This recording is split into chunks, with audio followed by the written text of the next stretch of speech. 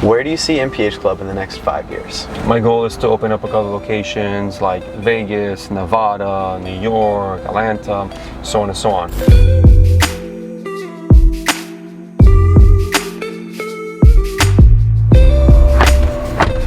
All right, welcome back. This is another episode of Starlight Spotlight. It's been a minute since we've done an episode like this, and as you can tell, we are in a different location. Usually we are rolling, but we'll get into why that is in a minute. Today we're joined by Liram Sustiel. Say hello to the people. Hello, peoples. And for anyone who doesn't know, today's interview is basically going to be explaining the man behind MPH Club. Oh, that's me. If you don't mind, let the people know who you are and what you do.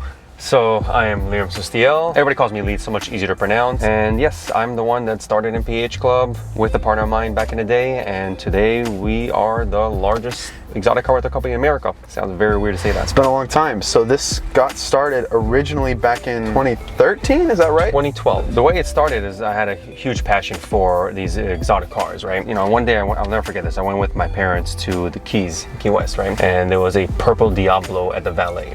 And that was my first time seeing a Lamborghini. I thought it was a spaceship at the time when I was a young kid. I'm mesmerized walking up to the car and like, see if I could touch it. My mom was yelling at me, don't touch the car. That's when it really started. I was like 10 years old at the time. And at the time, that was the hottest car on the road. Obviously, over time, I got the magazines, DuPont registry, ripped out the cars, put them all over my room. And that's where really the passion started growing. And I really wanted to somehow own these cars, but I couldn't financially own them. As I got older, I realized there's a high demand for these exotic cars to be rented, but not a lot of companies out there. We're talking about 10 to 12 years ago when I first came up with this concept. I wanted to see if I could build a facade. You know, I took pictures from Google, I put them up online, I built a fake website, fake name.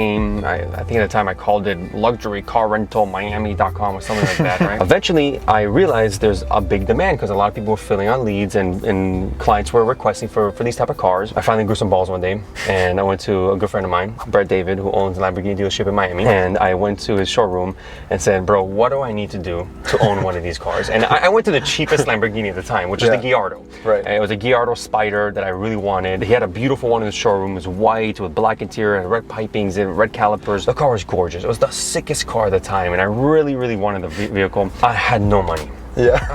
I was living paycheck to paycheck at the time. But when I went to him and I told him, listen, how do I get this done? And he told me I need $65,000 down, which is a big amount at the time. And I didn't have that much money. So me and a good friend of mine, we grew some balls. We maxed out a bunch of our credit cards. Oh my God. We raised a little bit of cash from the family. And we went to the dealership and said, here, $65,000. We're all in. Yeah. If this goes well, great. If it doesn't, I got nothing to lose except the $65,000 that I just gave away. This is not financial advice to those who are listening. That's the type of balls that it really takes to start something like this, right? And I gave him the $65,000, max out the credit card, 17 inquiries on my name to get approved for a Lamborghini as financing. 17 inquiries. I'll never forget this. It took me years to get those inquiries off my name. 17 inquiries later, got approved. Stupid interest rate. I forgot what it was, but it was really expensive. Get the car, I'm driving it for a couple of weeks, I'm really enjoying it, and I'm like, well, the bill's gonna come very soon, so how do I raise the capital now to pay the first bill? And I didn't have too much expenses because I started this business in my house, my apartment. We rented it out 2 or 3 times to some people and it went very well. I'm like, all right, great, this is possible. I can actually make this happen, right? I kept on renting it, and then one guy, I'll never forget this guy, he rented the car for a month. It's about a $45,000 transaction. Wow.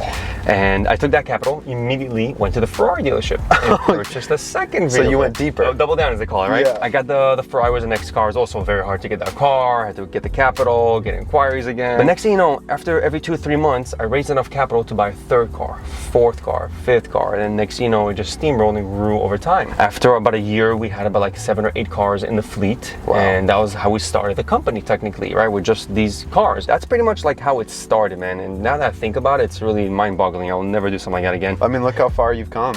Now what? The fleet has roughly 80 plus cars in the fleet. Yeah, it's constantly going up and down every month, but we're on 80 cars in the fleet currently. It's really a dream come true, man. So you've always been interested in cars? Yes. What is something that the people who know you now from MPH Club might not know about you? Do you have other interests and other hobbies? My business is my life, man. I am an entrepreneur and I put a lot of hours and time and days into my business, and it doesn't feel like work. I do enjoy it, I love it, but other hobbies, man? I have a bad addiction, not a hobby. But I think I have a few questions about your addiction. I do see you wearing some pretty nice watches from time to time. I wanted to ask you a few questions about that. Sure.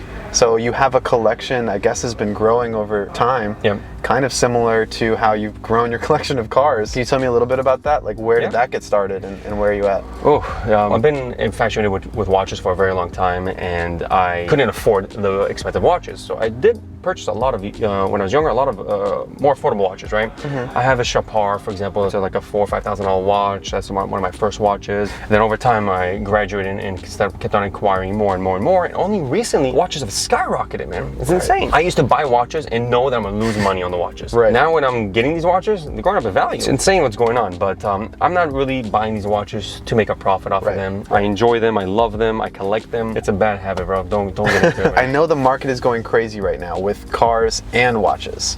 Do you have a favorite out of your collection of cars? And do you have a favorite out of your collection of watches? That's funny you say that, man. A lot of people always ask me that famous question. What's your favorite car? I love all these cars. That's the reason why I got into this business. You know, you have different Rolls Royces, you have different Ferraris, different Lamborghinis to pick from. I love them all. They're all amazing. They're all really cool. They, you know, depending on the outfit I wear of the day. You know? So whatever car is hot that we just got, like we just got this brand new Rolls Royce Ghost, and I love this car. But this car is last month. Yeah. So what's this month's new favorite car? To be honest, my G-Wagon is still my favorite car right now. My G63 is spec'd to perfection. It is very similar color combo as this car, but that's my favorite car for right now. Ask me next month, it'll probably be I guess I could apply the same rules, man.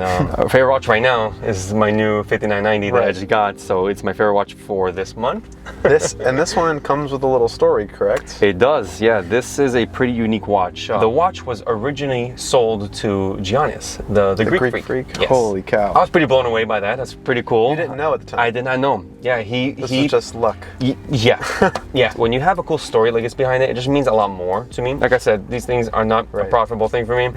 These things are unfortunately a sick habit that I have, and I have to collect them and own them, and I can never sell them. There's a long line of people trying to get some of Lee's time.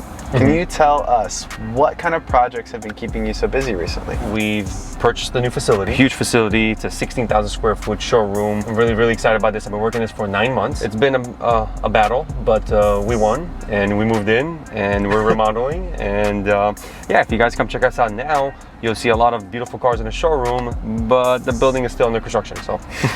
This now means a lot of things. Yeah. We can invite people, events. Now you can do whatever type of content you want. Yeah, we could definitely throw parties in here, bro. You could throw events, you could throw rallies, which we are going to be announcing very soon. Gumball 3000 is happening in a couple of weeks at the end of May. That's also something we should definitely talk about, man. Yeah. That's a big deal, right? Let's talk about rallies. You've done a bunch, but this one in particular is pretty special. It is, man. You know, I've been following Gumball 3000 for my whole life, ever since I was a young kid, and 20 of the cars that we're shipping out, right? That's about 100 cars in the Gumball. We got 20% of our cars in the rally. Holy cow. Which is a pretty big deal, bro. It's a lot, I'm not gonna lie. It's a lot of logistics, It's been very stressful the past couple of weeks. Getting the cars prepared, tires, brakes, PPF, protecting the vehicles, between the borders, between the international companies, the transportation companies. Well, there's a lot of juggle here and there's a lot of moving components. We're gonna make this happen and deliver the cars to the clients.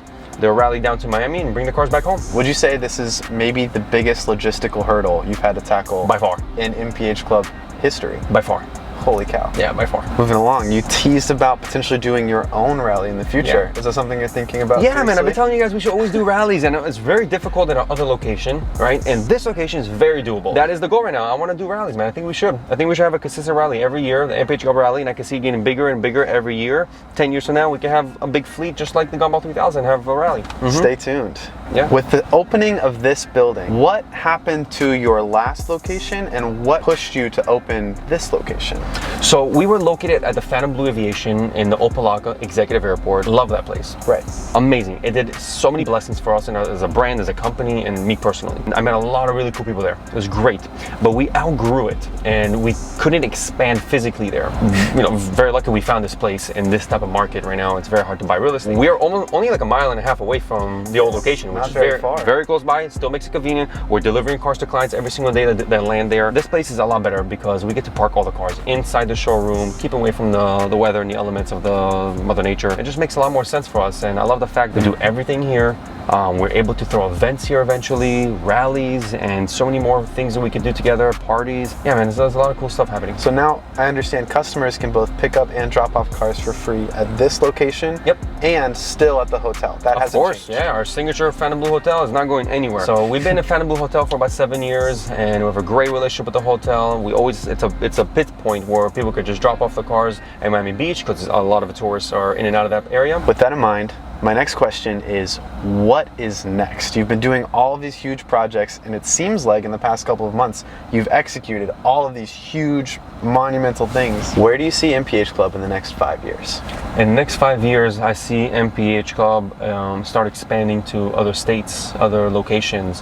That's exciting. My goal is to open up a couple of locations like Vegas, Nevada, New York, Atlanta, so on and so on. Throw a couple of tow trucks to each location and start transporting the vehicles locally. So if you're in Atlanta but you want a car in Jacksonville, that's the nearest location. We'll have the car transported to you. That's insane. So if that's your 5-year mark, what does that look like in 10 years? Maybe 50 locations. I hope that one day we could look at this video and laugh about this 50 locations in 10 years from now. So entrepreneur, car guy, watch collector. If somebody wants to follow you, where can they see Lee's content that's slightly different, more specific to you? My personal Instagram is Liram Sustiel. You know, you call me Lee, but it's my first and last name. So if you guys want to follow Lee, his account, we're going to link down below. It'll also pop up here on the screen. Well, thank you again for doing the interview. We appreciate it a lot, letting the people know a little bit more about you, the founder of MPH Club. Thanks again, guys, for watching. If you like this content, let us know down below. Like and subscribe. We'll see you in the next video.